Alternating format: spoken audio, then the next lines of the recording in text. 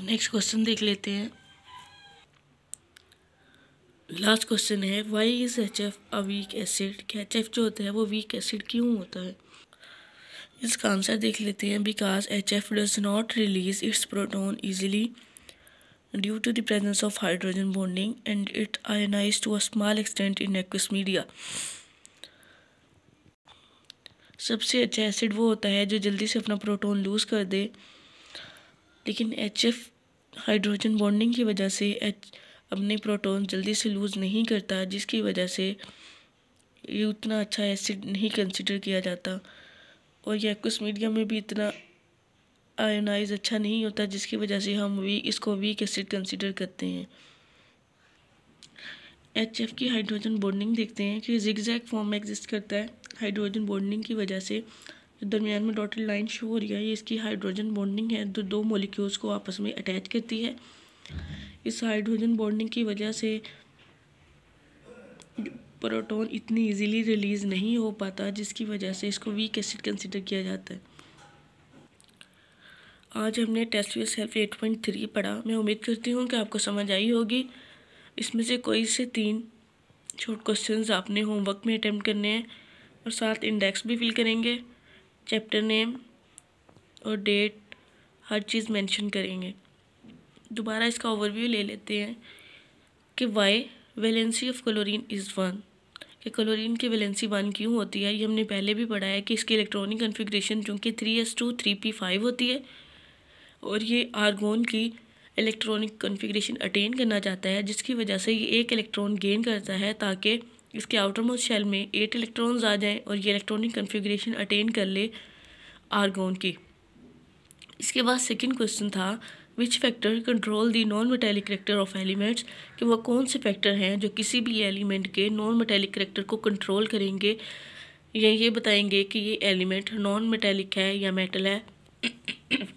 तो non metallic character सबसे पहले डिपेंड करता है इलेक्ट्रोनेगेटिविटी पर, और इलेक्ट्रोनेगेटिविटी डिपेंड करती है साइज़ पर और न्यूक्लियर चार्ज पर। जितना साइज़ स्मॉल होगा और जितना न्यूक्लियर चार्ज ज़्यादा होगा उतनी वो चीज़ नॉन मेटेलिक होगी। नेक्स्ट क्वेश्चन है why fluorine is more non metallic than chlorine. कि फ्लोरीन नॉन मेटेलिक क्यों है बनिस्बत क्लोरीन के।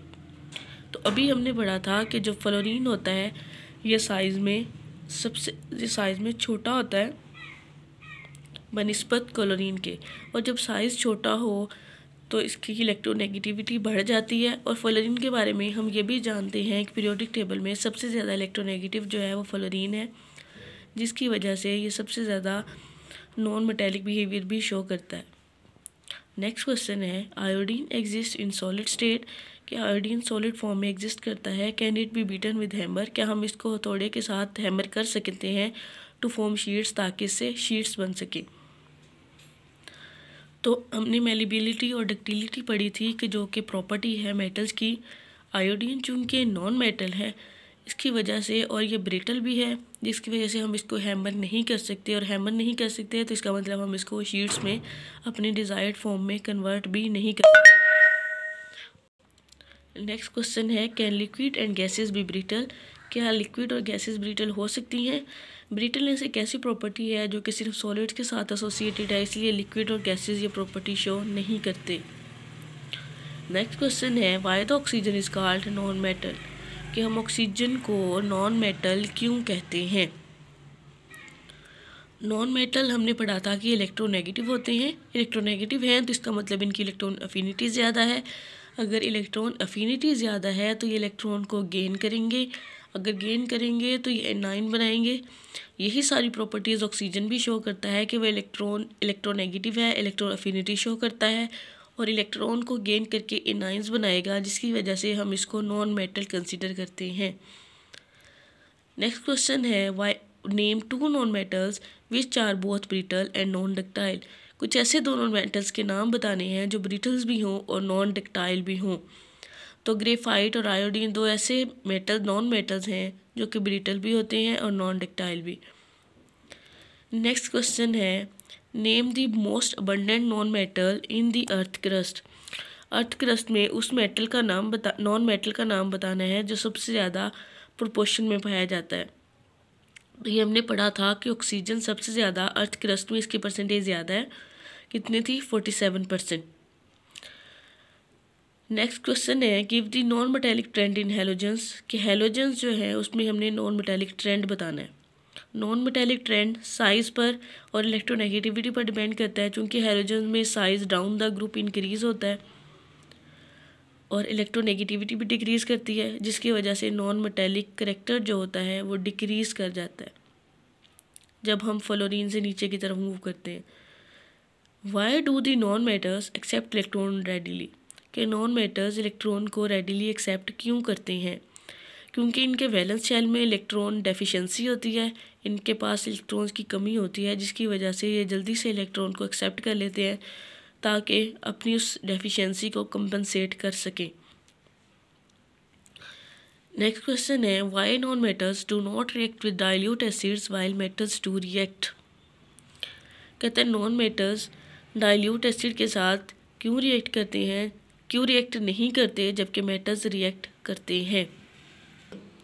तो इसका हमने आंसर पढ़ा था कि नॉन मेटल्स जो उनके इलेक्ट्रॉन एक्सेप्ट करते हैं और मेटल्स इलेक्ट्रॉन लूज़ करते हैं, यही वजह है कि नॉन मेटल डाइल्यूट एसिड के साथ रिएक्ट नहीं करते जबकि मेटल्स रिएक्ट करते हैं। नेक्स्ट क्वेश्चन था how can we distinguish a metal from a non metal by simple physical methods, कि वो कौन से सिंपल फिजिकल मेथड्स हैं जिसकी बुनियाद पर अगर हमारे पास में एक मेटल हो और एक नॉन मेटल हो और हमने इसको डिस्टिंग्विश करना हो तो किन बुनियाद पर कर सकते हैं। तो फिज़िकल प्रॉपर्टीज़ में उसकी कंडक्शन आ जाती है, उसकी मेल्टिंग पॉइंट और बॉइलिंग पॉइंट्स आ जाती है, उसकी अपीयरेंस आ जाती है। तो हम इन तीनों की बुनियाद पर ये बता सकते हैं कि ये चीज़ मेटल है या नॉन मेटल है। मेटल्स होते हैं वो good conductor of heat and electricity होते हैं, ये लस्ट्रस होते हैं और इनका हाई मेल्टिंग पॉइंट होता है और बॉइलिंग पॉइंट होता है। इसी तरह जो नॉन मेटल्स होते हैं इनकी सरफेस डल होती है, ये bad conductor of heat and electricity होते हैं और इसके अलावा इनका मेल्टिंग और बॉइलिंग पॉइंट भी लो होता है। नेक्स्ट क्वेश्चन है how we can distinguish a substance is metal और non metal with the help of an acid. ये हमने क्वेश्चन पहले भी देखा है कि मेटल्स और नॉन मेटल्स एसिड के साथ क्या बिहेवियर शो करती हैं। नॉन मेटल्स डाइल्यूट एसिड के साथ रिएक्ट नहीं करते क्योंकि ये इलेक्ट्रॉन एक्सेप्टर्स होते हैं, लेकिन नॉन मेटल्स एसिड के साथ रिएक्ट करते हैं क्योंकि ये इलेक्ट्रॉन डोनर होते हैं। अगला क्वेश्चन था YHF is a weak acid, तो इसकी भी वजह हमने देखी थी क्योंकि HF के दो मॉलिक्यूल्स के दरमियान हाइड्रोजन बॉन्डिंग एग्जिस्ट करती है। तो इस हाइड्रोजन बॉन्डिंग की वजह से जिसका प्रोटॉन है वो इजीली लूज़ नहीं हो पाता, क्योंकि एसिडिटी डिपेंड करती है कि प्रोटॉन लूज़ होता है। क्योंकि ये इतनी जल्दी प्रोटॉन लूज़ नहीं करता, यही वजह है कि ये वीक एसिड कंसीडर किया जाता है। मैं उम्मीद करती हूँ कि आपको समझ आ गई होगी और आप इस लेक्चर्स को तवज्जो से सुनेंगे और इसको साथ साथ याद करेंगे और होमवर्क भी अटेम्प्ट करेंगे।